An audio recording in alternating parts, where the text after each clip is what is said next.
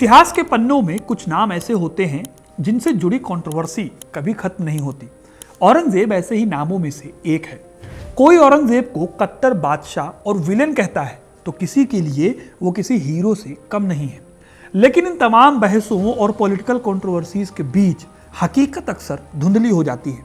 बहुत कम लोगों को पता है कि 50 साल तक हिंदुस्तान पर राज करने वाला ये मुगल बादशाह अपनी जिंदगी के आखिरी 27 साल दक्कन में बिताने को मजबूर क्यों हुआ। ये वही औरंगजेब था जिसने सत्ता की लालसा में अपने ही भाइयों का खून बहा दिया, अपने पिता शाहजहां को बंदी बना लिया और अकबर की गंगा जमुनी तहजीब को खत्म करके फिर से जजिया कर लगा दिया। ये वही बादशाह था जिसने छत्रपति संभाजी महाराज को यातनाएं दी, टॉर्चर किया, गुरु तेग बहादुर को शहीद कराया और खुद को इस्लाम का सबसे बड़ा संरक्षक घोषित कर दिया। लेकिन आखिर ऐसा हुआ क्या कि वही शक्तिशाली मुगल बादशाह जिसने पूरे हिंदुस्तान पर हुकूमत की, उसकी कब्र दिल्ली या आगरा जैसे मुगल केंद्रों में नहीं बल्कि दक्कन की सूनी और वीरान जमीन पर बनी।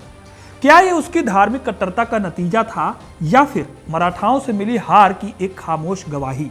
क्या ये मुगलों के अंत की शुरुआत थी या फिर औरंगजेब की अपनी खुद की गलतियों का नतीजा?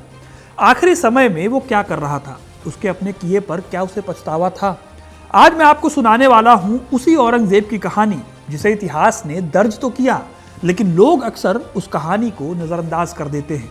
तो इस वीडियो को एंड तक जरूर देखिएगा सारी कहानी को जानने के लिए, क्योंकि अगर अपना इतिहास नहीं जानोगे तो खुद को कैसे पहचानोगे।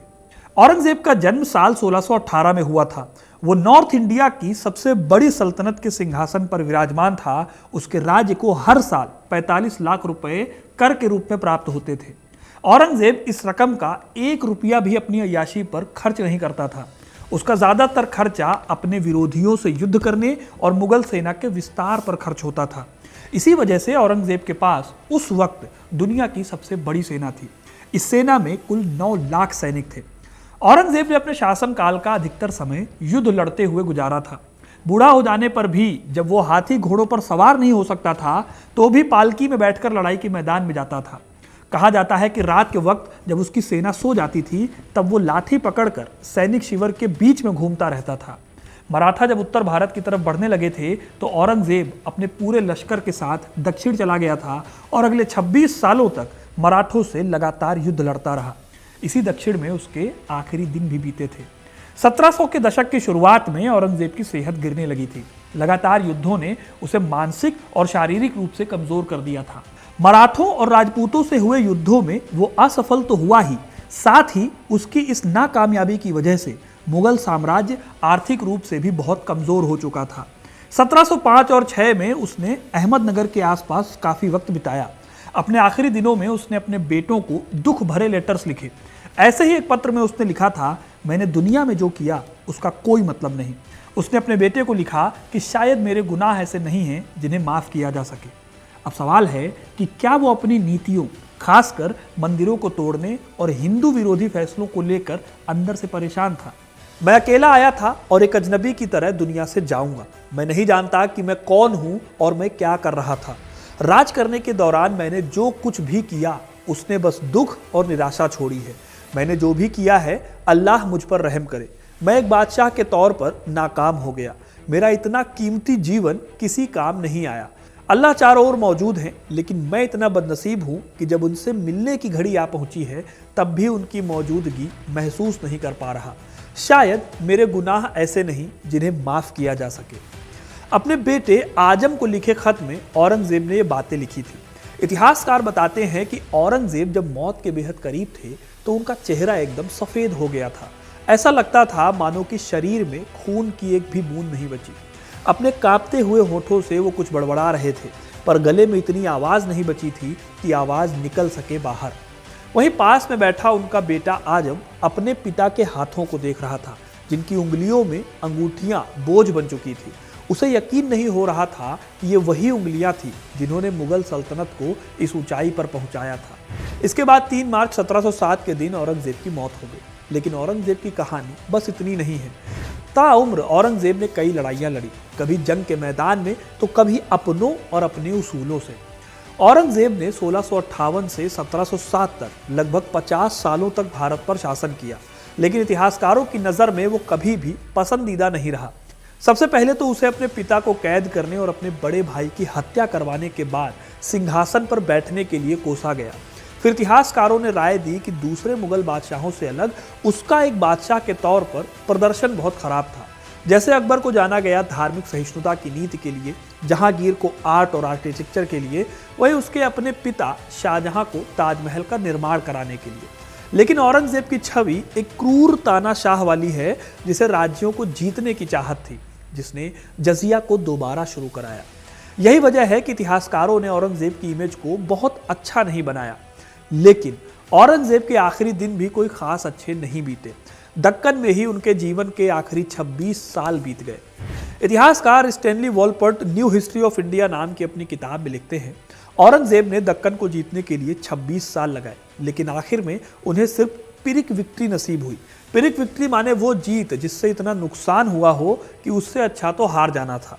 अब वॉलपर्ट ऐसा क्यों कह रहे थे, इसके पीछे कई वजहें थी। साल 1682 में औरंगजेब जब दिल्ली से दक्कन की ओर आए तो उनके साथ पूरा कारवां आया। वॉलपोर्ट के अनुसार ये चलती फिरती राजधानी थी, यानी कि एक ऐसा काफिला कि जब औरंगजेब को रुकना हो तो दसियों मील तक की जगह चाहिए होती थी। उनके काफिले में 250 बाजार लगते थे, 50,000 ऊँट हुआ करते थे और 30,000 हाथी होते थे जो औरंगजेब के साथ चलते थे। यहाँ औरंगजेब वो सब कर रहे थे जिसके लिए वो अपने पिता शाहजहां को कोसते थे। शाहजहां के दौर में औरंगजेब ने हमेशा उन्हें ताजमहल बनवाने के लिए कोसा। उनके हिसाब से मुगल खजाना शाहजहां ने ताजमहल बनवाने में खर्च कर दिया था, लेकिन औरंगजेब ने दक्कन में जो पैसा बहाया उसके सामने कोई भी खर्चा छोटा था। दक्कन जीतने की सनक में औरंगजेब ने न सिर्फ शाही खजाने को खाली किया बल्कि लाखों लोगों की बलि दे दी। ये फिजूल खर्ची इतनी ज़्यादा थी कि खुद औरंगजेब को अपने आखिरी समय में ऐसा ही लगने लगा था। इसी दक्कन कैंपेन के दौरान उनके बेटे ने उनके खिलाफ विद्रोह छेड़ दिया था। साल 1680 में छत्रपति शिवाजी महाराज की मौत होने के बाद भी मराठों के पास दक्कन का बड़ा हिस्सा था। मराठे मुगल सेना के लिए अभी भी सिरदर्द बने हुए थे। इस समस्या से औरंगजेब निपट पाते उससे पहले ही औरंगजेब के बेटे अकबर द्वितीय ने राजपूतों से सांठगांठ की और अपने ही पिता के खिलाफ विद्रोह कर दिया। इस विद्रोह की वजह थी 1679 में लागू किया गया जजिया टैक्स। अकबर के काल में जजिया टैक्स हटाया गया, जिसे औरंगजेब ने 1679 में फिर से लागू कर दिया। इस बात पर राजपूतों ने विद्रोह किया। औरंगजेब ने राजपूतों के इस विद्रोह को दबाने के लिए अपने ही बेटे अकबर को भेजा, लेकिन अकबर खुद राजपूतों से जा मिला। हालांकि राजपूतों का विद्रोह दबाने में मुगल सेना कामयाब हो गई, लेकिन राजपूतों के पास से निकलकर अकबर ने मराठों के पास शरण ले ली। अब दक्कन में औरंगजेब के दो बड़े मकसद हो गए, अपने विद्रोही बेटे को पकड़ना और उसे सजा देना, और मराठों की बढ़ती ताकत को रोकना। दक्कन में मराठों की कमान छत्रपति संभाजी महाराज के पास थी। उन्होंने एक खत में औरंगजेब को चेताया भी था कि औरंगजेब को दक्कन में ही अपनी कब्र के लिए जगह ढूंढ लेनी चाहिए। हालांकि औरंगजेब कई साल अकबर को पकड़ने की कोशिशें करता रहा, लेकिन वो नाकाम भी रहा, क्योंकि संभाजी ने अकबर को पर्शिया यानी आज के ईरान भेज दिया। इसके बाद अकबर कभी लौटकर नहीं आया, वहीं पर उसकी मौत भी हो गई। खैर, 1705 आते आते औरंगजेब की उम्र 86 साल हो गई थी। जाहिर है कि अब उसमें वो ताकत नहीं बची थी। अब औरंगजेब के लिए दक्कन पर कब्जा बनाए रखना भी मुश्किल साबित हो रहा था। इसी टाइम पर बीजापुर में कैंपेन के दौरान औरंगजेब को लगा कि अब दिल्ली वापस लौट जाना चाहिए, लेकिन तब तक बहुत देर हो चुकी थी। 1705 में कृष्णा नदी के किनारे देवापुर में उनकी तबीयत अचानक बहुत ज़्यादा खराब हुई। इसके चलते काफिले को रोकना पड़ा। अगले 6 महीनों तक मुगल बादशाह को यहीं रुकना पड़ा। 6 महीने बाद औरंगजेब का सफर दोबारा शुरू हुआ, लेकिन उनकी तबीयत इतनी खराब थी कि घोड़े की बजाय पालकी से उन्हें सफर कराया गया। ये पेंटिंग जो भी आप अपनी स्क्रीन पर देख रहे हैं, ये उनके पालकी पर बैठकर सफर करने को दिखाती है। 20 जनवरी 1706 के दिन औरंगजेब अहमदनगर पहुंचे। यहां से आगे जाने की हालत में वो नहीं थे। हालांकि इतनी बीमारी में भी औरंगजेब सबको यकीन दिलाते रहे कि वो अभी भी जिंदा है। उन्हें डर था कि उनकी मौत के बाद उनके बेटे गद्दी के लिए लड़ मरेंगे और मुगल साम्राज्य बिखर जाएगा। उनके आखिरी वक्त में उनका बेटा आजम औरंगजेब के खत को पढ़कर अहमदनगर उन्हें देखने आया। उसे अपने पिता की हालत को देखकर रोना आ गया। अपने पिता के हाथों को देखते हुए उसे यकीन नहीं हो रहा था कि ये वही उंगलियां थी जिन्होंने मुगल सल्तनत को उस उरोज पर पहुंचाया था। स्टैनली वॉलपॉट लिखते हैं कि साल 1707 की जनवरी आते आते औरंगजेब को यकीन हो गया था कि वो वापस दिल्ली नहीं लौट पाएंगे। आखिरी दिनों में भी वो पूरी तरह से धार्मिक बने रहे। बीमार रहते हुए उन्होंने 5 वक्त की नमाज पढ़ना नहीं छोड़ा। आखिरी वक्त तक वो टोपियां सिला करते थे। 3 मार्च 1707 को औरंगजेब ने आखिरी सांसें ली। उनके शरीर को दिल्ली नहीं ले जाया गया। मौत के बाद उनके बेटे आजम शाह और बेटी जीनतुल निसा अपने पिता के शरीर को महाराष्ट्र के औरंगाबाद जिले स्थित खुलदाबाद ले गए, क्योंकि औरंगजेब चाहते थे कि जहां उनकी मौत हो वहीं उन्हें दफनाया जाए। खुलदाबाद में औरंगजेब को शेख जैनुद्दीन साहब की दरगाह के पास एक कब्र में दफनाया गया। शेख जैनुद्दीन को औरंगजेब अपना गुरु मानते थे। औरंगजेब की कब्र को लाल पत्थर से ढका गया। उनकी बहन जहां आरा की कब्र के ऊपर मिट्टी डाली गई थी ताकि उस पर फूल खिल सके। यही काम औरंगजेब की कब्र के साथ भी हुआ। औरंगजेब की मृत्यु के बाद कोई शाही जनाजा नहीं निकाला गया। बहुत सादगी से उन्हें दफनाया गया, क्योंकि यही औरंगजेब की आखिरी ख्वाहिश भी थी। यही नहीं, उन्होंने अपने बेटे आजम से कहा कि कुरान की कॉपीज बेचकर उन्हें 305 रुपए मिले हैं, ये रुपए काजी को देकर गरीबों में बांट दिए जाए। मेरी कब्र पर कोई पक्की इमारत ना खड़ी की जाए, बस एक चबूतरा बनाया जा सकता है। मैं इस काबिल नहीं कि मौत के बाद भी मुझे छांव मिले। दफन करते समय मेरे चेहरे को ढका ना जाए, ताकि मैं खुले चेहरे से अल्लाह का सामना कर सकूं। दोस्तों, औरंगजेब ने 88 साल की जिंदगी जी, अपने भाइयों की हत्या की, पिता को कैद में डाला, सिख गुरुओं को सताया, मंदिर तोड़े और कट्टर इस्लामिक नीतियों को अपनाया। वजह चाहे जो रही हो, लेकिन उसके इन कामों की वजह से आज भी औरंगजेब से नफरत करने वालों की कमी नहीं है। 49 साल तक हिंदुस्तान की गद्दी संभालने वाले औरंगजेब को अपने आखिरी वक्त में जो डर था वही हुआ।